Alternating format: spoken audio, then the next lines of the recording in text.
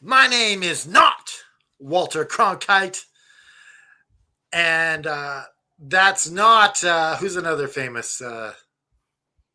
Um, Worley Schaefer from 60 Minutes. Yes, uh, and EVP Joe is.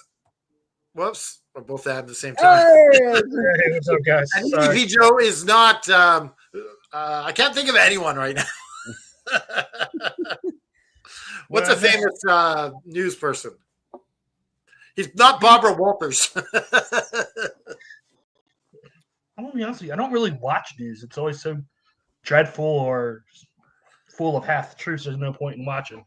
Yeah. So But today on the All Effing Wrestling Show, we're going in depth with the news. We got sports, we got weather, we got everything. Yeah, we got traffic on the nines. I think we should just probably go ahead and hit the music. oh yeah, sorry.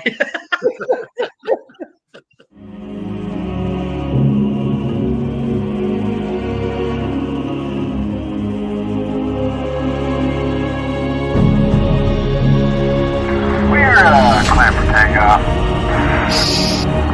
That's all systems go. Move that AFW logo up. Stat. You're watching the AFW Network. Good morning, afternoon. If I don't see you till later, I'm going to order out on Uber Eats. So don't worry about keeping my supper warm. I am the almighty JFB. You know what? You don't have to worry about keep your supper warm, but you have to worry about those Uber Eats getting their little grubby hands on your food, drive around the block just I can't find it, then they get to eat it. That's Grubhub with the grubby hands, not Uber. There's totally Yeah. Oh, right. Yeah, Grubhub is. No, but Grubhub sometimes what they do is they act like they can't find the place, and then they'll just eat the food themselves. Yeah. Like it's ridiculous. Yeah. And I am, If you don't want to deliver food, don't do the job. I mean, yeah. And I'm, of course, your Canadian hero. I am the patron saint of professional wrestling. I am that gingered up, bubbly son of a bitch. I'm Canada effing dry. How the hell are you this morning? I am doing fantastic. You all know me. I am EVP Joe. Ready to talk some news. You know, we don't do this like very often in depth. Usually it's a glance over, but it'll be good to do some journalism. Kind of, sort of. Remember Jesse Ventura? Well, I'm a broadcast journalist, Vince. Yeah. You want to talk about Jesse the Body Ventura? I don't know if you guys remember this movie called The Running Man. It's based off of a Stephen King novel. Yeah, Schwarzenegger. Yeah, where you compete to live. So the Department of Homeland Security has decided this is how they're going to determine if you are going to get citizenship in the United States by going through a competitive process. Yay! Oh, that's not good. No. Oh, This is- okay, sorry. This is Okay. this is the most insane. I don't even want to get into it. Let's get into wrestling news. In order for us to get into the wrestling news, we have to actually have a wrestling news theme, which we do. And this is it right here. From the four corners of the globe, from our studios to your home, this is FNN, the FN News Network, starring Canada Dry and the JFB. And also EVP Joe. Also, UP Joe. I'm working on the new news segment. I'll tell you, I don't know why I just assumed you had a new theme song. I was like, I wonder what the music is. I mean, I've been here with just work. So Yeah, no, I understand. Yeah. You know, I can just dub it in every time. And EVP Joe, you know, I can do at the end of the show. So last night was Saturday. It's when Collision is on. So I got two news stories for Collision. One is that they did pay tribute to Steve Mongo McMichael, which I thought was very touching and very heartfelt to for those who don't know, Steve Mongo McMichael was not always a professional wrestler. He was a extremely violent and very dangerous defensive. Extremely good football player. Yeah, Like people don't know. Great football player for the Chicago Bears. Decided that after taking the beating of his lifetime playing professional football, hell, I'm going to become a professional wrestler. Let's slice off a couple more years off my Let's life. add more violence onto the body count. So he suffered from ALS. ALS is a horrible disease. It will destroy your body, essentially. It is a horrible disease. So he passed away a month or so ago. AEW, Tony Khan and Ric Flair decided to pay tribute, which I thought was very fitting because Steve McMichael did not have a illustrious career. He was part of the Four Horsemen. He United States champion, though. Yeah, he was a U.S. champion. He was part of the commentating team. And so they paid tribute to him. Something WWE did not do, by the way. But as you're chugging through the show, it's about 9:30. Before we get onto that, can we just talk a little bit about Steve Mongo McMichael? Sure. So what I find interesting about Mongo McMichael, like the Chicago fans, they can appreciate him as a football player. Yeah. Because he's a local legend. Yep. And rightly so, he goes into the Pro Football Hall of Fame. Yeah. But pro wrestling makes him bigger. Yeah. Larger than life. Yeah. And like, cause football is like, it's America's sport. Yeah. But wrestling is the world's sport. Yeah. And I think it makes him larger than life. I didn't know was that Missy Hyatt last night? I believe it was, yeah. I didn't know he was married to Missy Hyatt. Yeah. And she stood by him for 6 years while he suffered this debilitating disease and learned how to be a nurse. Like, props to Missy Hyatt. Yeah. Yeah. I mean, she's one of the original, like, valets. Like, when I think of female managers, there are two that come to mind, Miss Elizabeth and Missy Hyatt. Because Missy Hyatt was, like, at the peak of her managerial skills, there was no one like her. She would mix it up with men and women. She would knock people out. And she was a tough broad. I mean, there's no two doubts about it.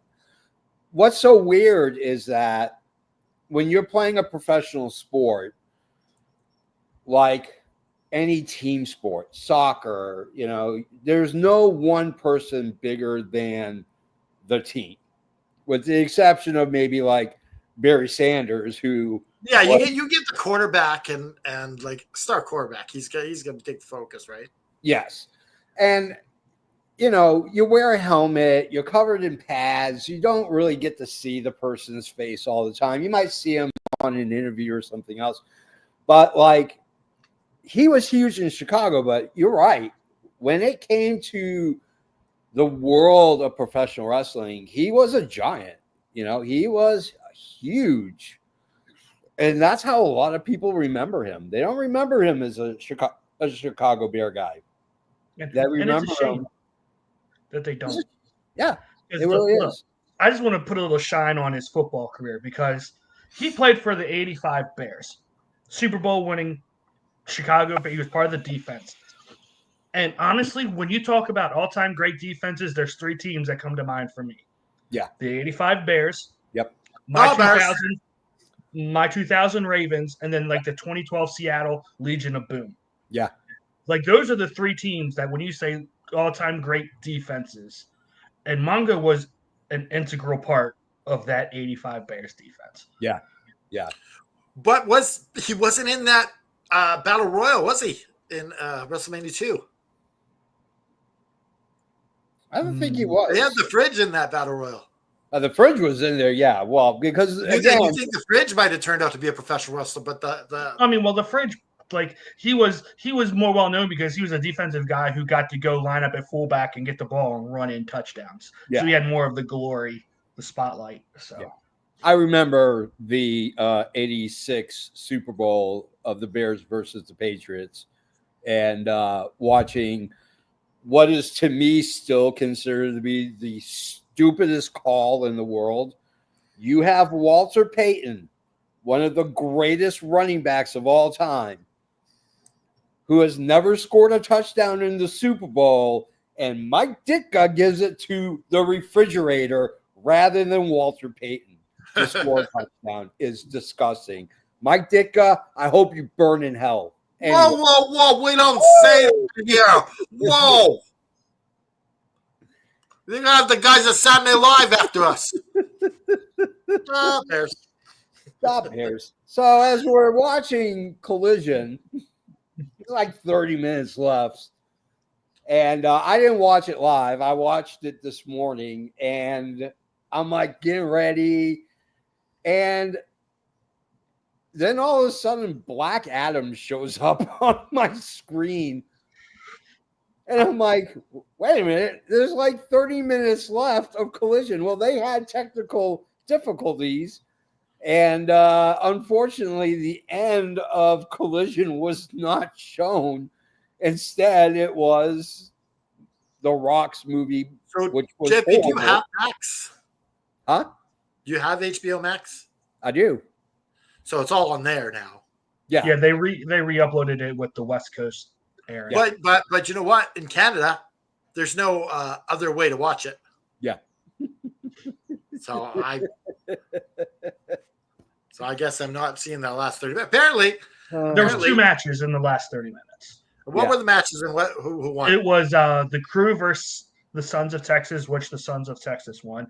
So they will be facing Bobby Lashley and The Hurt Syndicate. the Hurt Syndicate at Double or Nothing. And then Powerhouse Hobbs beat Yuta in the main event. Yeah. Those were pretty predictable anyways. So Yeah. Can I just say, I was sitting there, so I'm sitting here watching Collision last night, and it's right after the tribute to Mongo that everything goes haywire. So, it goes to the opening roll, and for about 2 minutes, I'm thinking to myself, I'm like, are we getting a sponsorship for a new DC product or something? Because they usually do that. That's what I thought it was. And I was like, then it gets, and I was like, no, this is definitely Black Adam. What's going on here?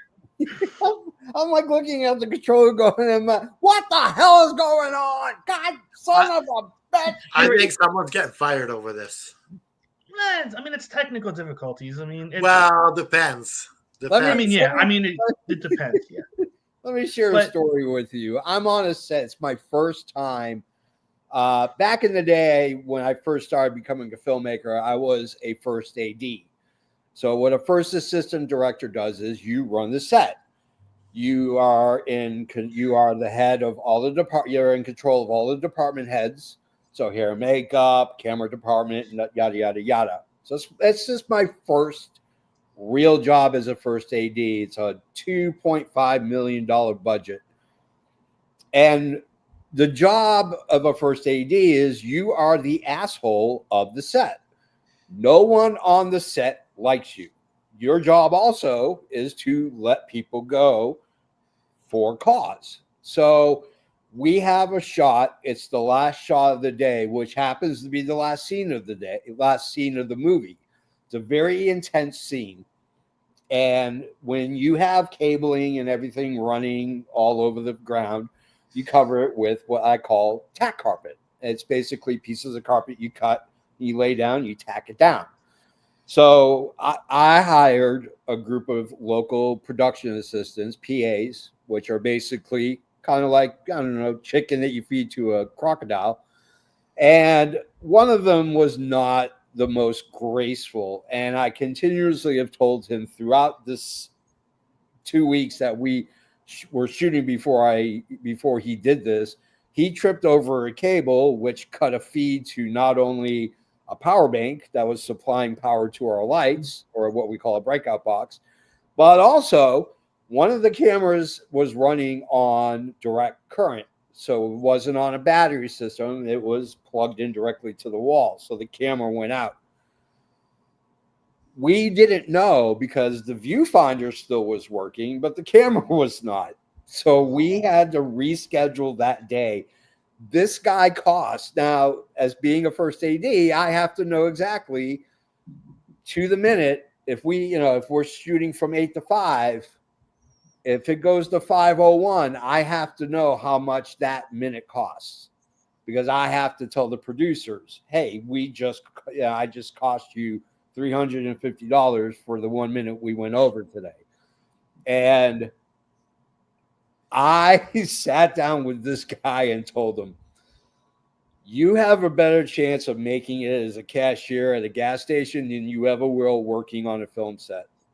What you did was, you have no idea. Like, I can't pay you because of what you did. I mean, eventually we had to, because of the state that we were working in required, I had to pay him. But if I had my choice, I would have taken the cost of what it cost losing all that footage and taking it out of his salary. So likelihood is somebody tripped on something or hit a button at AEW Central, and that's what cost 30 minutes of Black Adam. So, question: is this on someone who works for AEW or someone who works for WBD? Do you think? It's most likely AEW. Warner Brothers has nothing to do with the production. All they do is the distribution. So, likelihood is it's someone from the AEW crew that may have messed up. So they're likely going to get fired. Probably, yeah. Because they've had a couple screw ups like this. Yeah. Yeah, like if it's weather, I get it. But it wasn't weather. It wasn't weather related.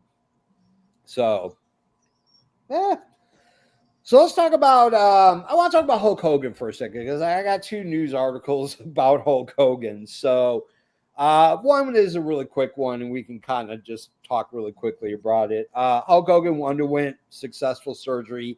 He had neck fusion surgery. So we wish him at least a good recovery. Do you think he's gonna lie and say his neck's longer or shorter now? Like, my neck's now 28 inches thick, brother. But that's not the one I really want to talk about. So, for those who don't know, Hulk Hogan is MAGA. This guy is hardcore MAGA. And so he owns a company called the Real American Company, and one of its products is Real American Beer.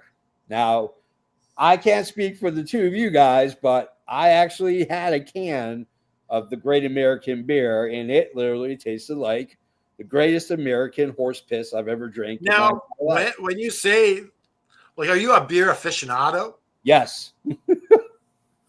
I know good beer. I don't drink beer. It all tastes the same to me. It all tastes like piss. So okay, I don't drink it. There's beer aficionados. They know good beer from bad beer. Yeah. And so, what do you think makes it like a shitty beer? Like, what are they screwing up? It's a lot of it has to do with quality of the product. So using cheaper ingredients sometimes. Yes, it is. Yeah. So the best hops and barley are not from the United States. They come from 3 locations: Germany, Austria, and Canada. That's where your best hops and barley and wheat are usually found to make good beer. Okay. So like Sam Adams, all their ingredients for their beer comes from Austria. That's where they source their ingredients for their beer. Hulk Hogan has decided, I'm going to use hop and barley from the United States. It's not the same. There are strains of hops and barley that have been brought over from Austria, Germany, and Canada and been planted here and have done very well. But he ain't getting that. That's going to the big beer companies. Yeah. So Hulk Hogan's Real American Company has decided that they want to acquire Hooters. Because when you But think you know of what? America, No, but I think this is brilliant. when you think of America, you think of gun violence, non-bipartisanship, and Hooters. Yes. He wants to buy Hooters. Now, here's the kicker. He actually doesn't want to buy Hooters in terms of the food and the restaurants. He wants to buy the IP, the name. And he wants to go in and he wants to redo it because he doesn't think that Hooters is doing well, which is true. They are not. Or not. They're they are- getting ready to file for bankruptcy. So Yes. Because But so was he looking to make Hooters beer or something? no, he wants to make Hooters more American. He wants to make it better. No, but does he want to open the pubs again or the restaurants? I don't know. he That's a good probably question. wants. I imagine he probably wants to take it back to what it used to be, just girls in short shorts and big boobs. But that's already there. I was Not as just much as it at used to be. Hooters not even 3 months ago. That's exactly what they have. I The don't problem is- think this culture meets culture anymore. Like I It think don't- like it doesn't. Well, honestly, No. the biggest problem with Hooters is their food sucks. The food's Their wings horrible. aren't good. No. I would rather get wings from McDonald's than I would from Hooters. And McDonald's doesn't even make wings. Exactly. so we got Tiffany said beer is better poured down the drain. This from a girl who drinks Mountain Dew. Okay, Yeah. your opinion is invalid. Okay, Your opinion doesn't this I matter. didn't know. The Real American Beer keeps being on Netflix commercials. That's because Yes. Real American Beer sponsors Raw. Yeah. So interesting enough, we don't get any commercials on Netflix yet. Oh, Lucky you. Yeah. it's coming. Okay. Here's the thing. Oh, Tiffany Ledman Fold, she's bad. Take Tiff today. Hooters is good. No, God. At least not my way. Their food is. You know, Tiffany's just sitting there drooling, looking at boobies.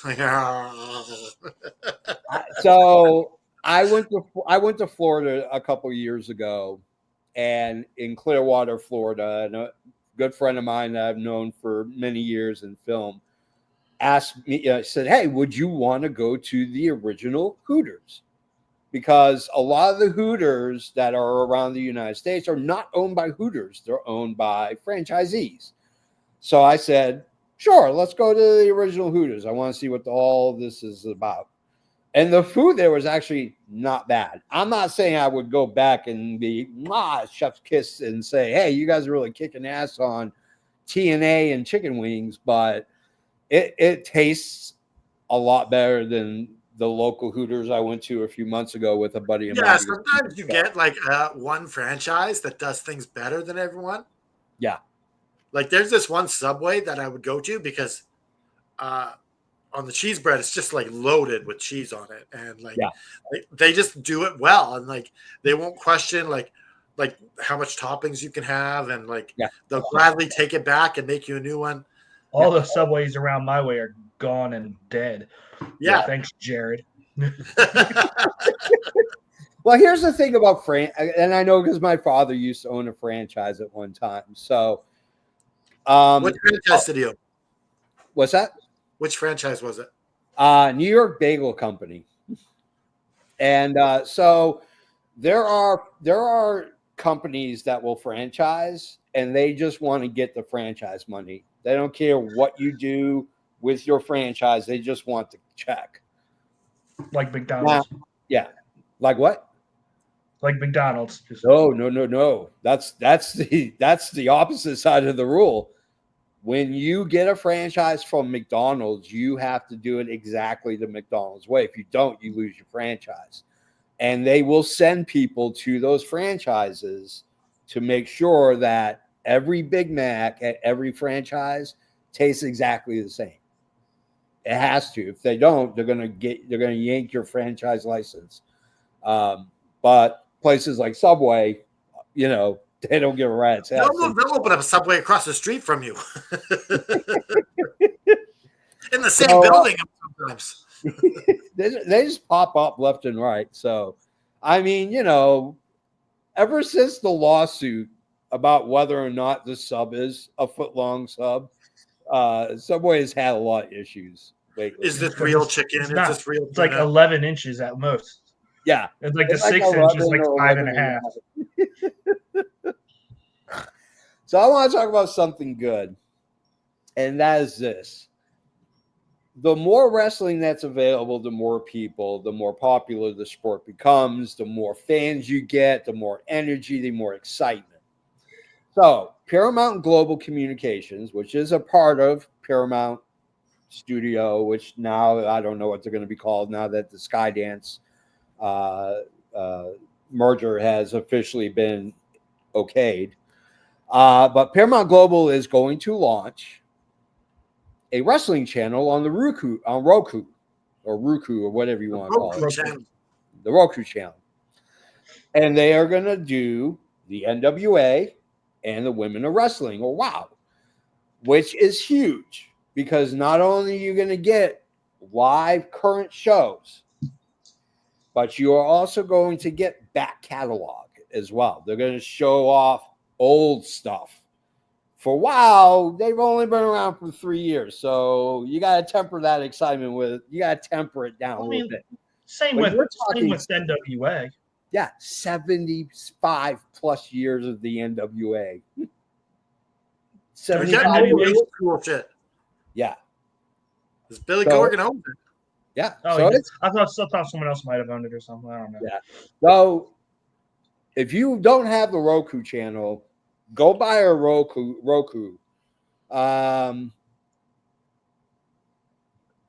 already talked about the tech issues. Yeah, we already talked about it. But yeah, I mean, go get I a didn't have a Roku. Roku TV. You automatically get it. Yeah, get a Roku TV, get the little box, the little dongle, and subscribe to it. It doesn't cost you anything. It's free, and you get to watch So- professional wrestling. This was pretty big yesterday. We had Natalia Markova on. What the hell's that show called? With I'm having a brain fart here. Busted Open Radio. Yeah, okay. She was on Yeah, Busted sorry. Open. Yeah. How long Natalia was Yeah, that for? I can't listen to Busted Open anymore. Can't do it. Yeah, but it's Natalia. It doesn't matter. I can't stand listening to Bully Ray and what's his face, the host. They are just they're so one sided. I can't stand it Oh, anymore. Dave LaGreca. Yeah, Dave LaGreca's. They're just so freaking. Yeah, but I think we should give everyone a little pass here because we've got to support Natalia Markova. Because that's pretty big for her to be on such a big show like that. Yeah. Yeah, what they used to do during the pandemic was, and this is when they were really tolerable. They would have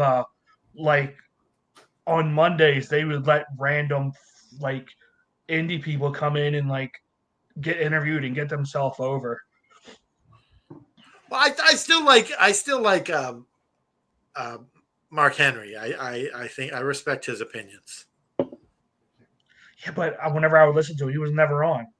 It's always LaGreca and Bully Ray, and then a rotating cast. I'm not a Bully Ray fan, but sometimes he makes sense.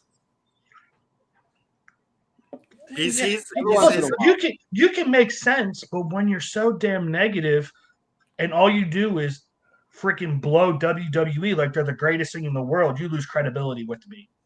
I did like when Swerve said we don't have PLEs, we have pay-per-views, and he's like, good, thanks for that. Well, speaking of Dave LaGreca on Busted Open Radio talked about how he thinks that Mercedes Moné is doing the best work she's ever done in AEW, New Japan, and everywhere else. Let's talk about that. Do we think Moné is actually doing her best work? I think she is. I think like when she has good wrestlers, she puts on a good show. Yeah. I think like her worst match was against Julia Hart. Mm-hmm. But other than that, like she's been killing it. I agree. I think she's doing phenomenal work right now. Like her character is second only to Tony Storm, who has the best character in all of wrestling right now. Yeah. Like she's really like come out of her shell from what she was in the WWE. Yeah. And that just because she clearly she was seen as second tier to like Charlotte. Because I hated how those two freaking swapped the titles for like 6 months straight. It was annoying as hell. Let me just say this. Don't want any negative hate on this, but Toni Storm, she has great character, but as a champion, you got to get someone else that belt. It's she doesn't need the belt to do this. Like that character is fine without the belt. I feel like because like they're not giving her viable champion people to defend against right now. Same with Mariah May. It's the same what they're giving her now. It's the same thing that Mariah May was getting. Yeah, well, here's this is my thing with the men we get stories, and with women it's just like villain of the week type deal, which doesn't do anyone. But you do have like viable people to go for that title. Like why is Statlander getting a shot at the world title? Why isn't Willow getting a shot at the world title? You got lots of people that and now you're giving us like Mina is great. Mina Shirakawa is great. But like we've already seen this. No, not with Mina and Tony have always been on the same team. They've always been. No, but they had the match for the world title. At wasn't it Forbidden Door last year? I don't remember. Maybe it's possible. Yeah, this is part 2. I mean, I agree with you guys. I don't think Toni Storm needs the belt anymore. I think you should take it away from her for at least a year, maybe 2. And she just doesn't need it. Like when she's not wrestling or she's not involved in a certain storyline, at that point, put her on commentary. I've said this before on our. She can do the same stuff that Harley Cameron's doing right now, just like being on screen and being a star. Be entertaining. Just be you and be entertaining. Like I would pay, like it's funny. Like I had an opportunity to join a friend for the Undertaker's. Whatever, one dead man show. Yeah. And I said, you know what? It would be really interesting, but when you've watched as many documentaries about The Undertaker like I have, like I can't imagine he's going to tell you other stories that are not on these or he's had in interviews and stuff like that. But I would slap down $1,000 to sit down and listen to Toni Storm as timeless Toni Storm talk about her career in wrestling. She's that interesting. With $1,000, get her on the All F and Wrestling show. I don't know. We'll find out. I'll send out a feeler. The answer is always no till you ask. So yeah, I mean it's never a no until you ask. So, who's been missing from AEW? His name is Darby Allin. Yeah, you've been wondering to yourself, hey, what the hell's Darby Allin been doing? Well, obviously, you're not a wrestling fan because Darby Allin for the last 5 years has talked about wanting to climb and top Mount Everest. And he did. And in fact, he did a kickflip on a skateboard at the top of Mount Everest. That's how. No, that was at one of the base camps. Yeah, one of the base camps, right. So the original plan for Darby Allin was Tony Khan was hoping he'd be back by the time the Owen Cup would start. Unfortunately, he was climbing Mount Everest at that time. Now the talk is the possibility of him possibly showing up at Double or Nothing. I'm just going to be honest. This is kind of a hot take. I haven't really missed Darby Allin all that much.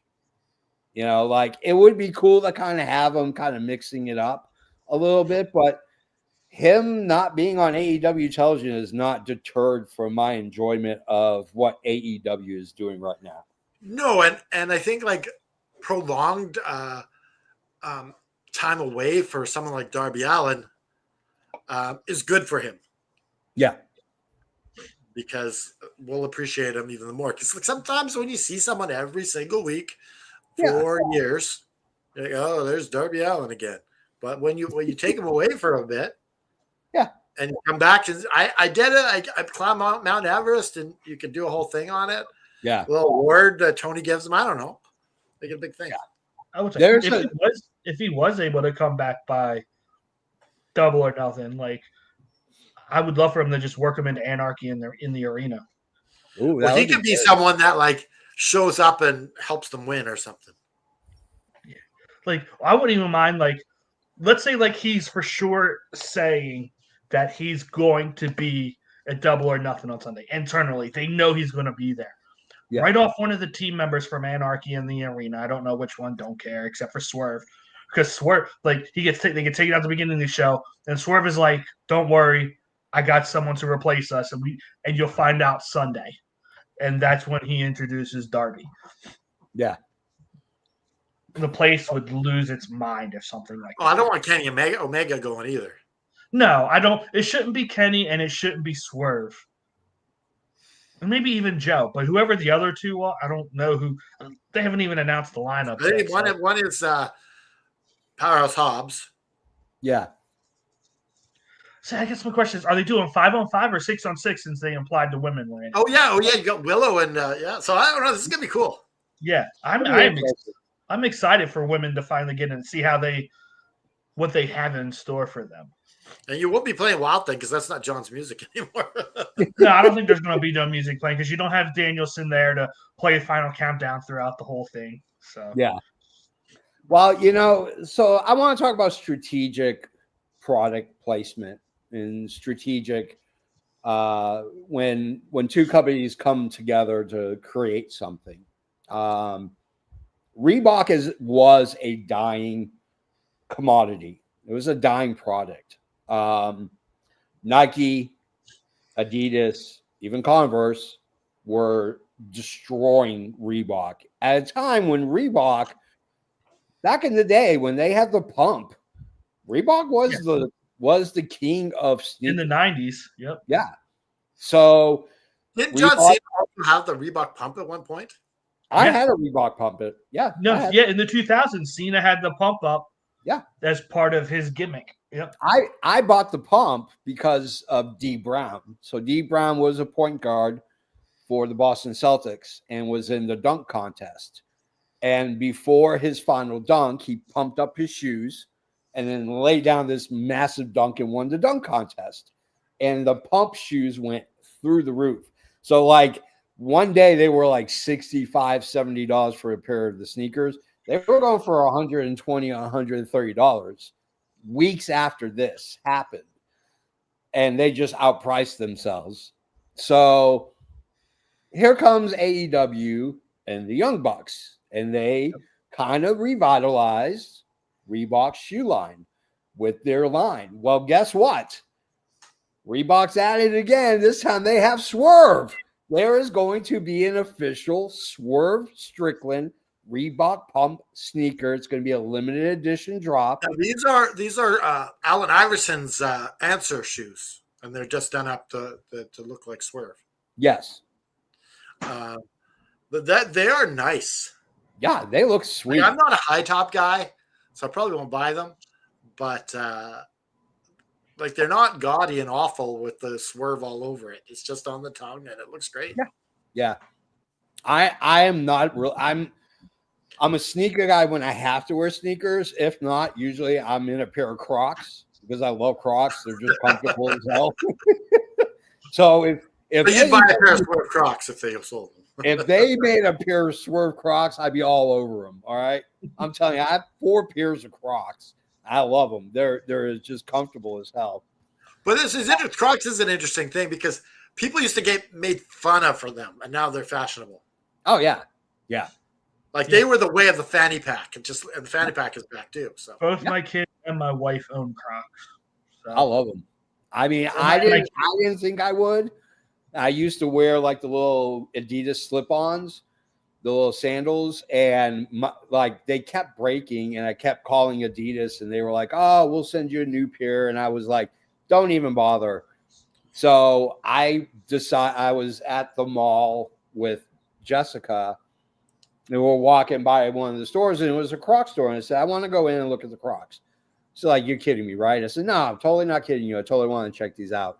So I bought a pair and wore them, and they were the most. I mean, it's like clouds on your So feet. you're like a recent Crocs conversion. Yeah, like we're talking few years. Yeah.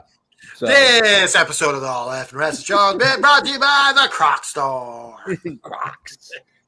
So yeah, we're talking about missing Darby Allin and how he really doesn't always have to be there, but guess whose schedule just got bigger? And when I mean bigger, I mean huge, like another 24 to 26 appearances. John Cena has now officially 26 more additional appearances, mostly when they go on their Canada tour and their European tour, for ways for fans to kind of say, "Thank you, John Cena," and get to see Cena one last time. Although I don't think in reality he's actually going to retire in 2025. That's just my personal opinion. But Does anyone really truly ever retire? I mean, here's the thing. Cena as a guy is a pretty stand-up guy. If he says he's going to do something, he does it. I think with this heel persona, it won't make sense for him to just be like, "I'm going to drop the belt on the last day of the year, and then you're never going to see me again." Like I would like to see him say, "You know what? I need like an extra month before I move on." So Now, Mark Henry kind of blasted John Cena. Rightfully so. for what? So he said that John Cena was making the matches look like they're all about him. Yeah. And doing the call spots so everyone can hear it and see it. Yeah, I watched the pay-per-view. I'm like, I shouldn't hear John Cena calling out the spots. It's annoying. Yeah.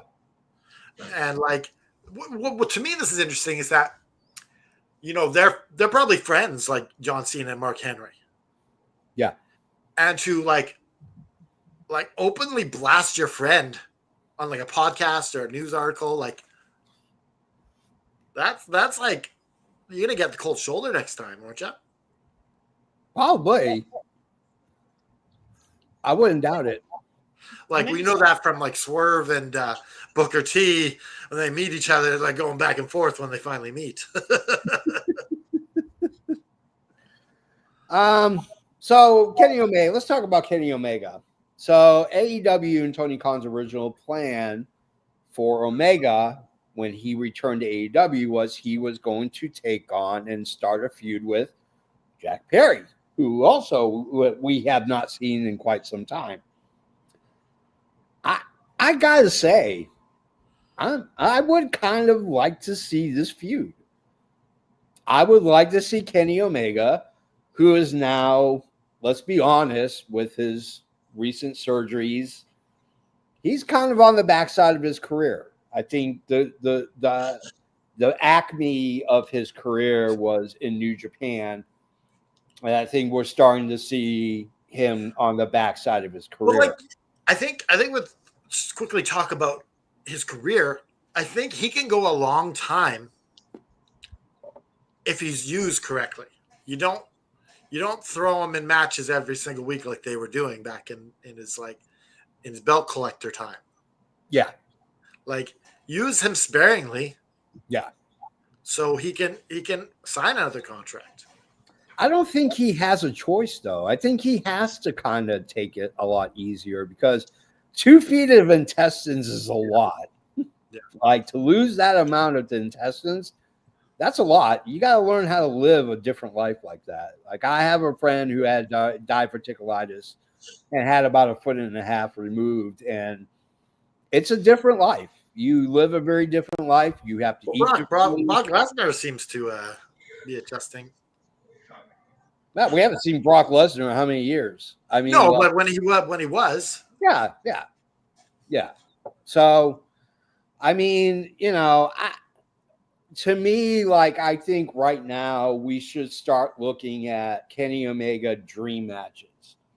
Like, I would love to see Kenny Omega take on Jack Perry. I think it's a handing of the torch. I think it's Kenny Omega going to Jack Perry and saying, "Take the football, brother. It's yours." I don't know how I feel about Jack Perry and Omega. It could be good. It could be good. Well, what's one dream match you want to see? Oh, I definitely want to see Osprey and Omega again. Yeah. Okay. Um, Well, I personally Swerve and Omega too. That's my choice, is Swerve and Omega. Yeah. That would be what I want to see. Like, you talk about a handing of the torch to lead AEW. Yeah. Have Omega handed off to Swerve, and that'll be an amazing decision to do. I think he can. I could see Omega lasting another 5 to 7 years. I can see that. I would be closer to the 5 than the 7, but yeah, I definitely could see that. So I want to talk about the internet wrestling community as a whole, especially these jacked up, very hormonal male fans of professional wrestling. We talking about Saraya? Yeah. Who think it's okay to grab, grope, and try to kiss female wrestlers. This is Saraya we're talking about. She made a post on Twitter or X or whatever you want to call it. Yeah. About fans approaching her and trying to kiss her on the mouth.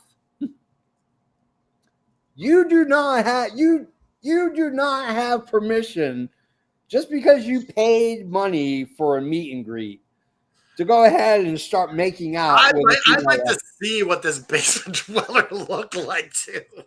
Like, jeez. Like, I never understood the people who pay good money, because going to a sporting event is not cheap. It just isn't. Your team could be horrible, like the Chicago White Sox, who have the 3rd highest ticket price in Major League Baseball. They are the worst team in baseball last year and had the 3rd highest ticket price to watch their games.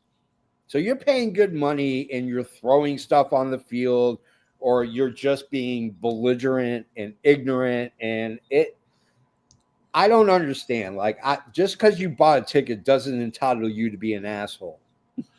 Like, I think wrestling though breeds a special kind of a fan in a bad way, because like in hockey and baseball and football, they don't make themselves accessible to the fans. No, not at all.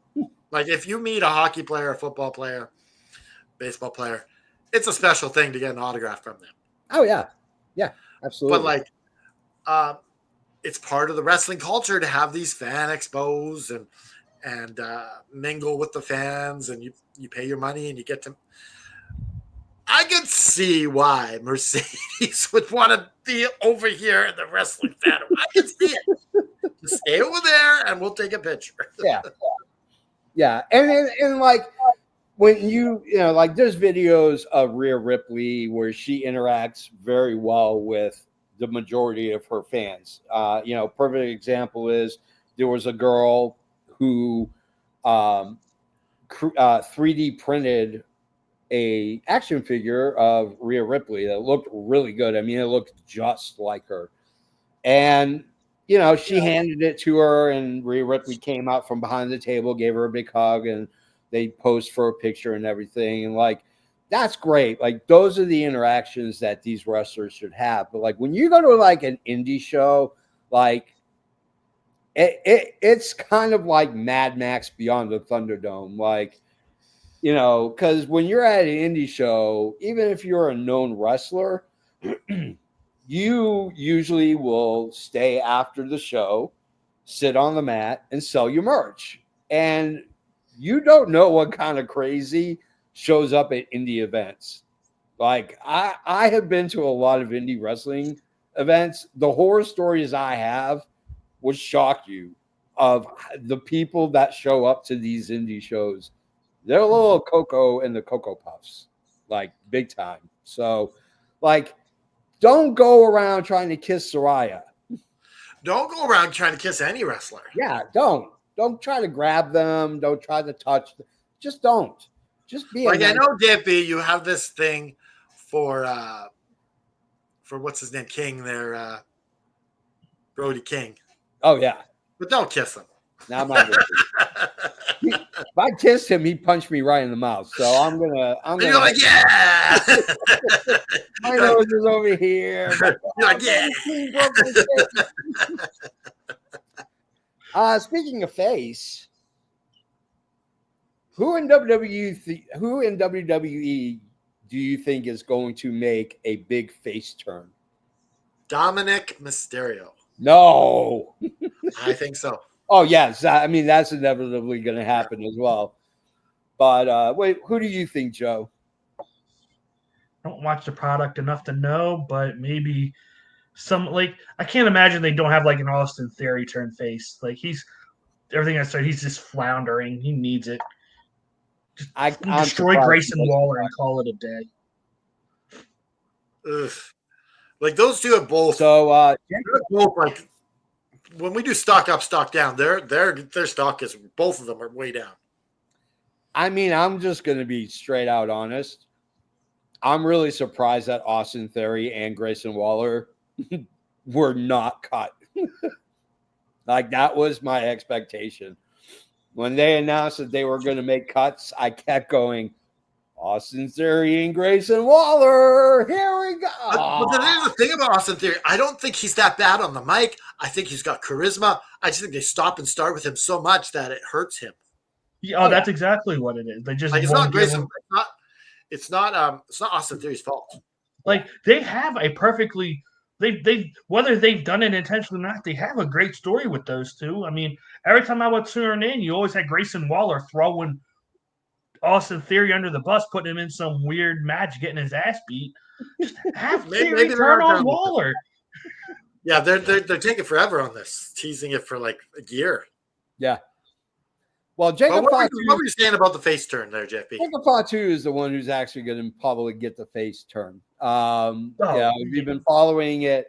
Solo Sikoa has now introduced who we thought he was going to keep his name, Jeff Cobb. No, he's now known as JC Mateo. Can we just, outside of a Fatu face turn, which eventually is probably going to happen sooner than later, what is with that name? JC Mateo. It is a horrible name. It reminds me of But Vince McMahon. in fairness, everyone hated Gunther when it first came out too, and now we're just used to it. I think we're used to it. Doesn't mean everyone likes it. I mean, yeah. it's just I mean, it's I just want to talk boring you quickly down. about Dominic Mysterio. Yeah. He comes out and says, "Why I don't do all these high flying moves? Yeah. Because if I do them all the time, they're less special. Yeah. When I finally do them, Yeah. they mean something." Well, not to I mention, love this. right now he's a heel. He shouldn't be doing high flying moves. Yeah. No, but I love this from a wrestling. Like I said, for now we'll see what happens when he turns face. How it changes. Yeah. I don't want to see it. I want to keep. I love that because less is more. I understand what you're saying. Yeah. That doesn't mean it's going to stay the same way when he turns face, is what I'm saying. That is true. I hope it stays that way because that's how you have a long, healthy career, by doing high spots, not on the regular. Well, speaking of Dominic Mysterio, he was on a podcast recently and he said that this era of WWE is better than the Attitude Era.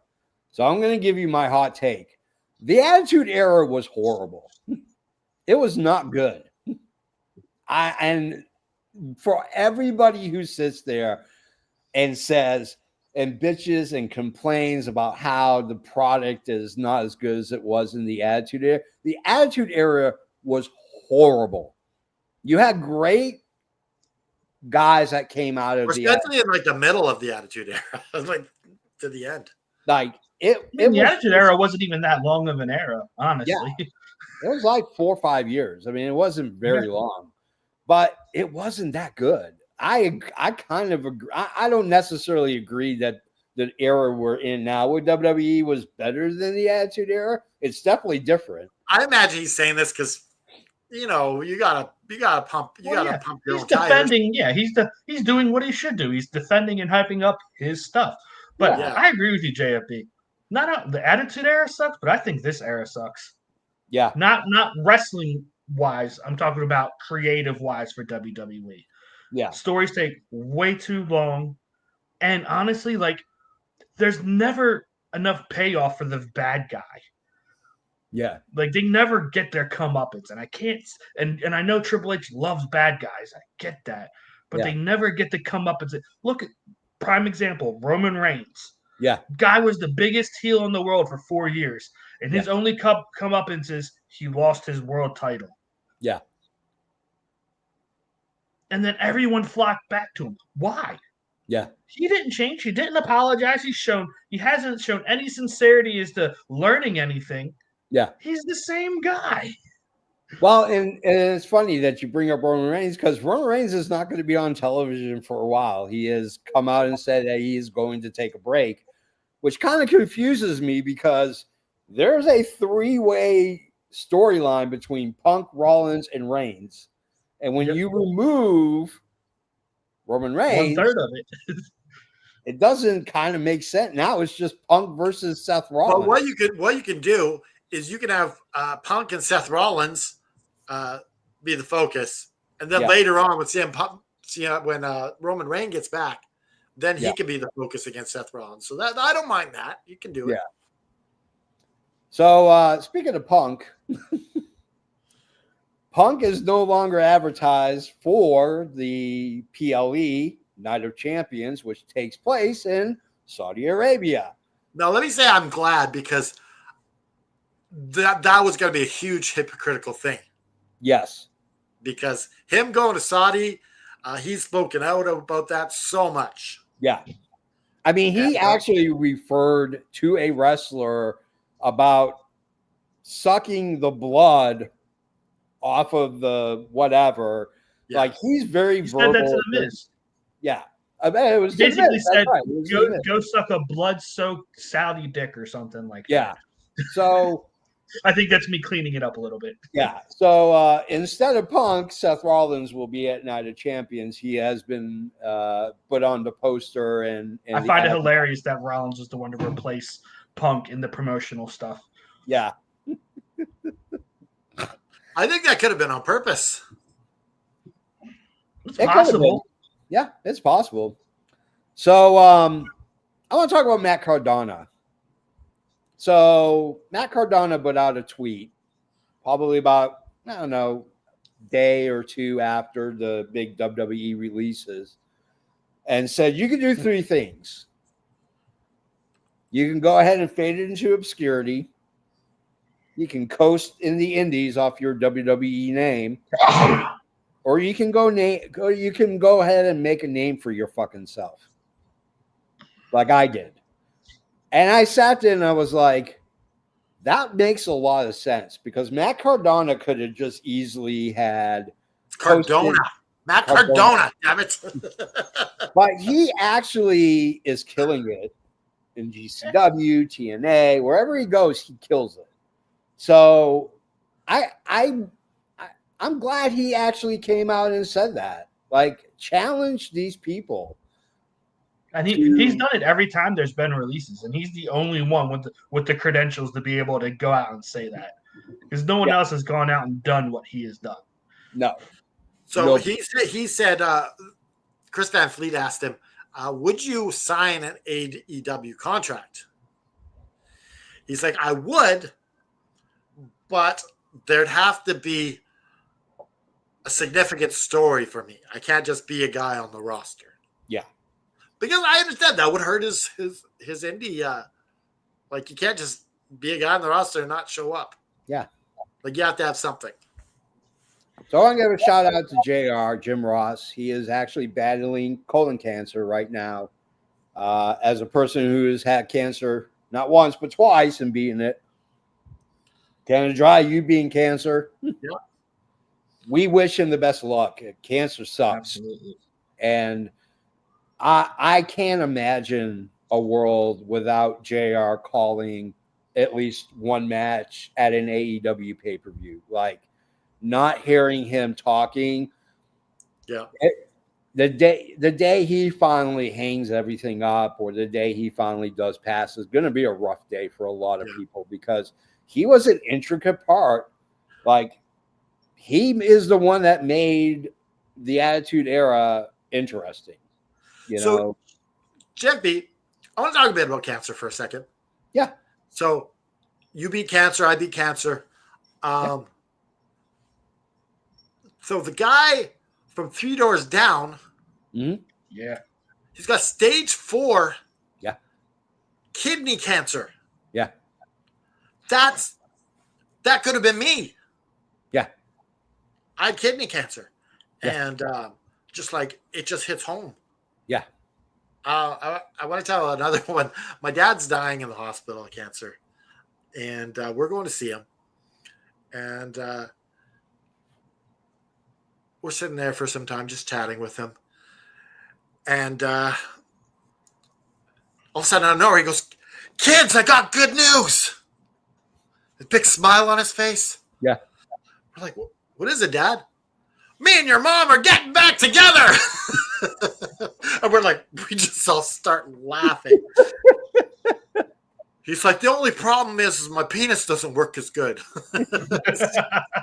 We're just laughing our asses off. And, oh my goodness, it was so funny. He's like, "Isn't that what you always wanted, guys?" Oh my goodness. Your dad was awesome. So Cody Rhodes is in the news. It's been kind of released that the inner sanctum of WWE, Triple H, and whoever else, Triple H, Bruce Pritchard, a couple of the other guys that are really running the show for WWE, were all against Cody Rhodes going heel. They said it wouldn't have made sense at the time. I'm going to go ahead and just take the hot take on this and say that's kind of bullshit. I would love to have seen a heel Cody Rhodes in WWE, because I do too, but I think it's too soon. Yeah, because he was a heel on the Indies. Yeah. He was a heel in New Japan. Like, he wasn't a face at all. He was a pretty heelish character in New Japan, you know, especially when they, you know, Especially during Bullet Club Civil War. Yeah, during the Bullet Club Civil War, when they usurped Kenny Omega as the leader of Bullet Club. So, but yeah, I think it's kind of interesting that, you know, that internally WWE was like, not so fast. I get it though, because they're looking for the next John Cena, and that's the only guy that can be him right now. Yeah, absolutely. So Asuka's coming back soon. There was a picture of her floating around with the rest of Damage Control, minus Dakota Kai, of course. I'm just gonna say it. I'm not. Whether she comes back or not, I'm not. I think what they've done with her character over the years has been bad. Like, she was a badass. Unless they bring her back and just start her just kicking everyone's ass. Get her out of it. She shouldn't be in a stable. Yeah. Just have her a solo wrestler kicking ass. Yeah. I agree. Well, maybe she'll do something at Evolution too, because the internal reports from WWE is that they are going to do a sequel to Evolution. So for those, I don't know, how long did it take them? Like 7 years? But Evolution was born from women not being allowed to wrestle at the original Crown Jewel Tourney. events. Yeah. And so Stephanie McMahon created Evolution, which was a all-woman pay-per-view. So now they're talking about doing a second one with the top match being Jade Cargill versus Charlotte Flair. Whether it's for a belt or not, I have no idea because we don't know when Evolution is actually going to happen. But if this is your top match for that pay-per-view, I'm not watching because I don't like Charlotte Flair, and Jade Cargill can't wrestle out of a wet paper bag. Like, she's fine. She is damn fine. But she is green. She needs someone that is a really good wrestler. Yeah. To make her look good. Like the match with her and Statlander, amazing. Yeah. So speaking of Charlotte, apparently there's going to be a new faction created that's going to involve Charlotte Flair and Alexa Bliss. Why? It doesn't make sense. So a lot of people have been running rumors on X, wrestling fans, about the kind of wink and nod when there was the interaction between Alexa Bliss and Charlotte Flair on SmackDown. And I'm like, I'm just going to be honest, like, this doesn't make sense. Like, it doesn't make sense at all to put these two together because both their characters are really stale right now. Like, Alexa Bliss wrestles periodically. Alexa at the moment doesn't even have a character. Exactly. Just there. Yeah. And why she won the first match for the Money in the Bank qualifier doesn't make sense to me either.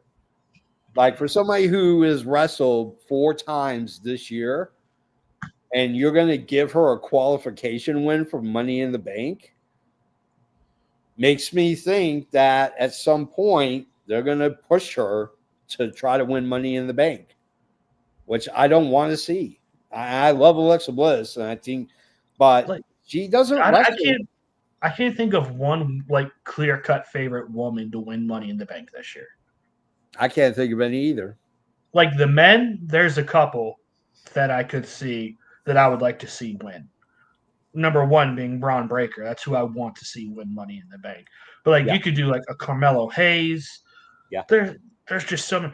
But with the women, doesn't really, unless you're just going to pull someone out of obscurity. Yeah. Just agree. Yeah, but she lost her qualifying match. Yeah. She'll find a way to get in. She's Chelsea. Can we talk about grinding my gears? There's something that really grinds my gears.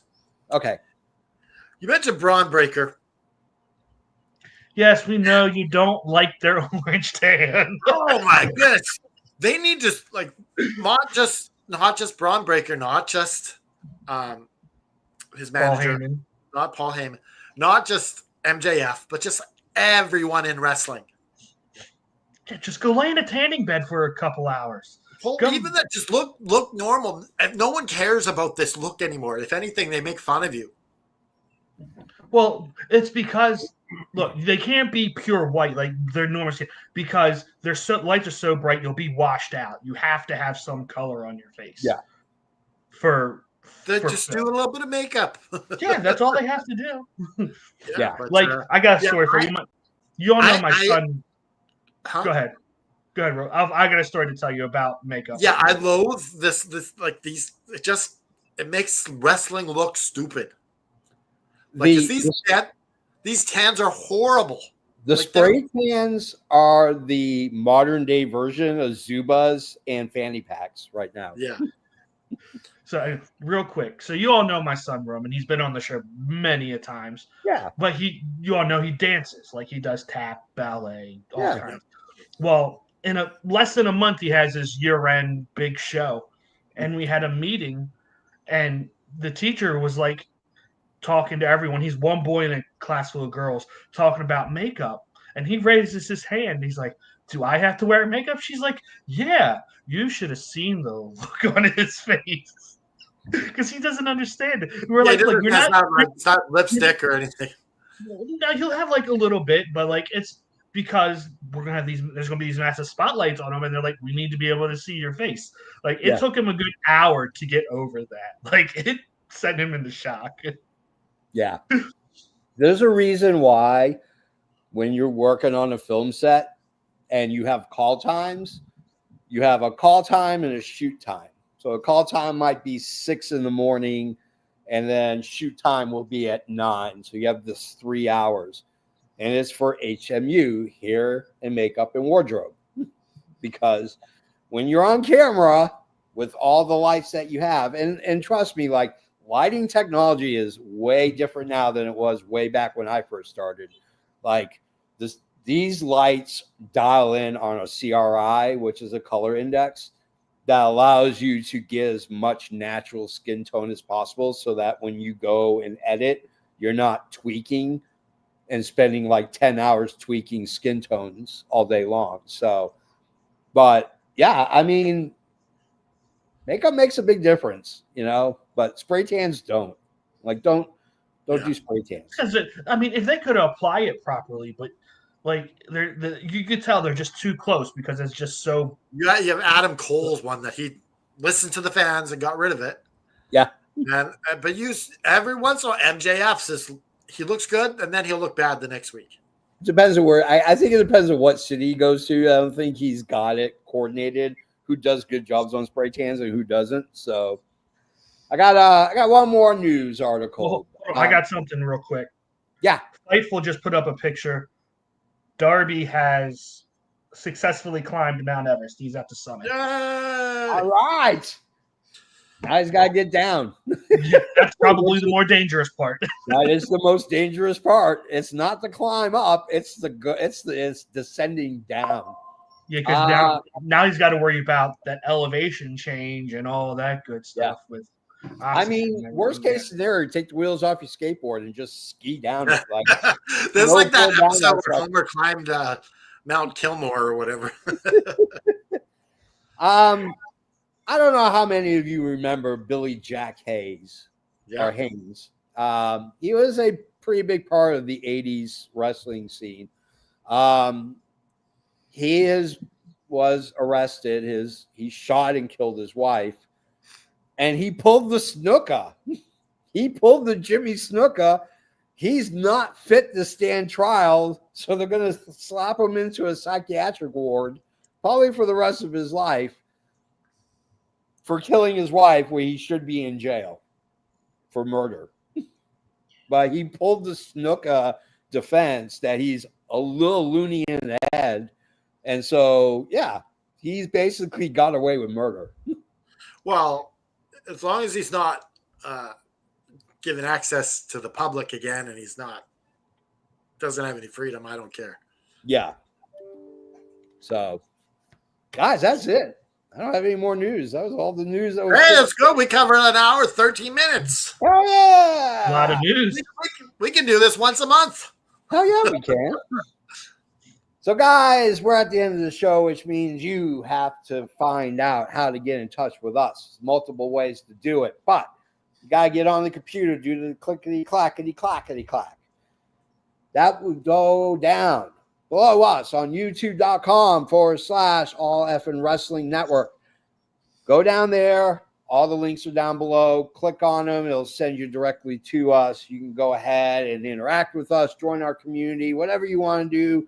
Be part of this amazing 15,000 plus person community. Okay? We're almost at 16. Almost at 16. Yeah. What are you waiting for?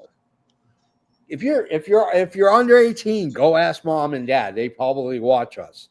Get permission, join the community. So now, if you want to support the show outside of doing a tip on YouTube or writing a big fat podcast check to us, you can go to prowrestlingtees.com/effing wrestling, where you can get your all effing wrestling gear. We have shirts. We have the Optimus. I'm an Optimus t-shirt. Yeah. With Optimus Prime. We have 2 new shirts. We have an Optimus Prime and we have a brand new Adrian Adonis shirt.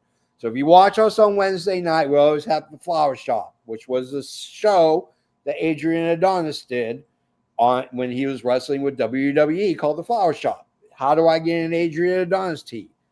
Only one way to do it, and that is to go to prowrestlingtees.com/Adrian Adonis, where you It's in the links below. Just click that and you'll. just click the links. Click the links. So, on behalf of Canada Dry, on behalf of EVP Joe, I am the almighty JFB.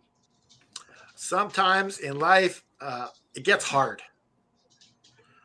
And you don't know how you're ever going to smile again. You don't know how things are going to get better, but I promise you they do. Yeah. Just like the rain comes down, the next day's sunny and beautiful. Yep. So you just got to get through the dark tunnel to where the light is. And you do that by reaching out to your friends, reaching out to your family, reaching out to community, reaching out to us. We'll help pick you up, dust you off, put one foot in front of the other, raise your fist in the air, put the devil in a sharpshooter, and just keep fighting. Halos up.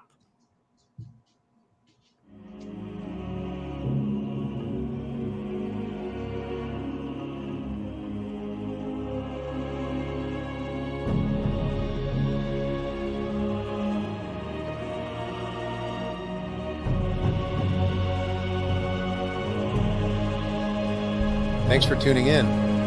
This has been Tony Schiavone for the All Fan Wrestling Network. Tony